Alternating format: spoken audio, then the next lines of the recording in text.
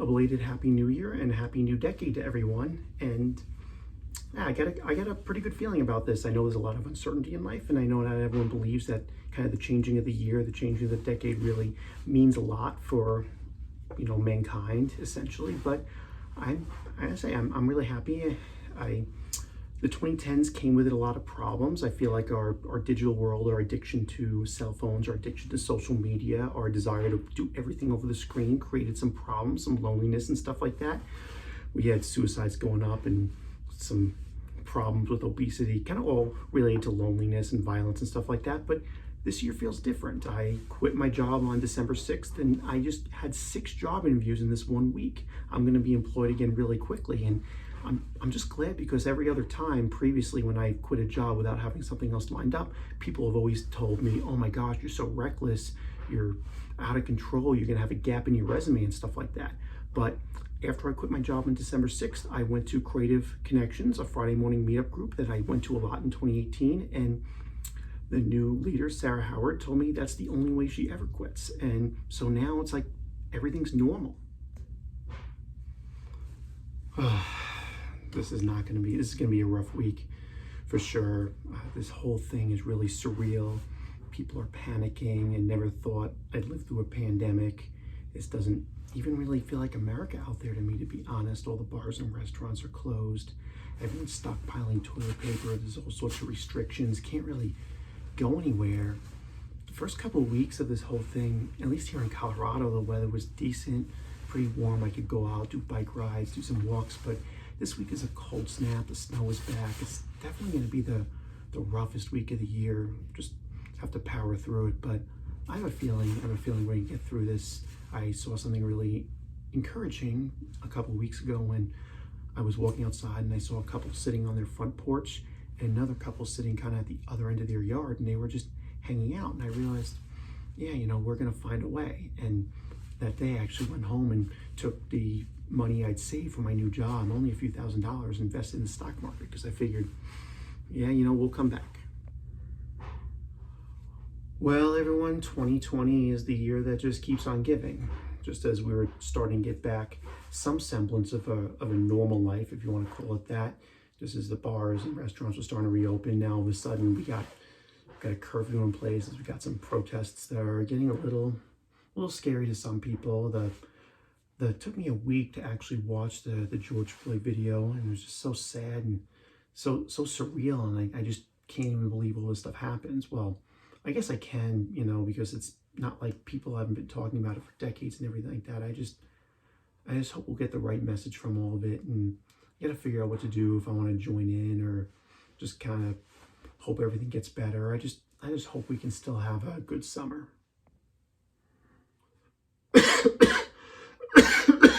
Oh my. So today is officially the 60th day in which Denver International Airport, our official measurement station, has hit a high temperature of 90 degrees or higher.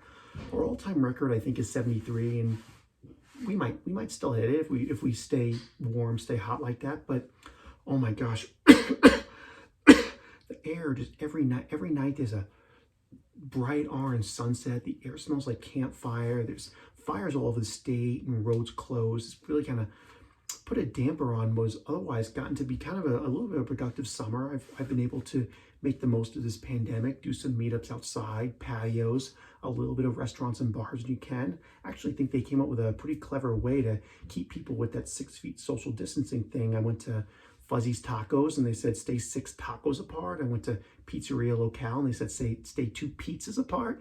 I'm glad that people are kind of having a little bit of laugh and having a little bit of ability to kind of resume some normal economic activity. I'm just not sure how my coughing was going to be, taken in public.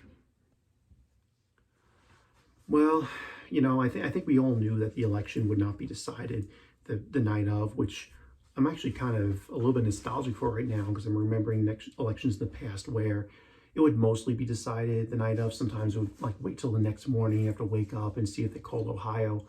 And now Ohio is not even really the most significant state in the country, which, I don't think things change. Anyway, I told myself I wouldn't get caught up in the whole thing. I remember last year saying 2020 election, I'm only going to think about it in 2020, but I have to admit I've fallen into the trap of checking Twitter and some other news outlets several times a day. Probably not as bad as most, but yeah, I think a lot of people are getting hot and nervous about it. I'm just really grateful there hasn't been any chaos, any violence and stuff like that, because it's 2020. Anything can happen. Well, we're coming to the end of an exhausting year, and I really just don't know how to feel. Every week is just like kind of pulling my heart in multiple directions. Every week there's new news about a new vaccine, new promising trials, 90% effectiveness from the Pfizer, and now the Moderna one looks even better.